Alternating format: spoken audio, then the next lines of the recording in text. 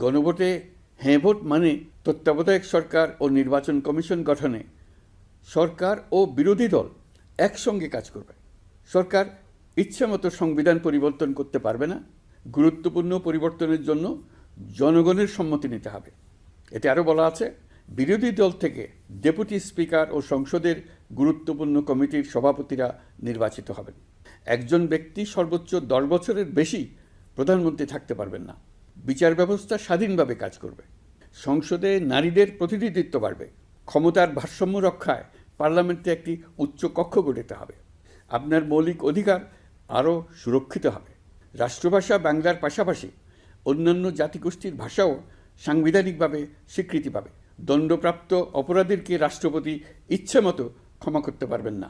সব ক্ষমতা একজন প্রধানমন্ত্রীর হাতে থাকবে না।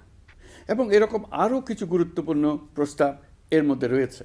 আমি আপনাদের সকলের প্রতি আহ্বান জানাই, আগামী নির্বাচনে গণভোটে অংশ নেন। রাষ্ট্রকে আপনার প্রত্যাশা মতো গড়ে তোলার জন্য হ্যাঁতে সিল দেন।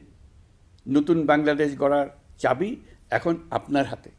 হ্যাঁতে সিল দিলে নতুন বাংলাদেশ গড়ার দরজা খুলে যাবে।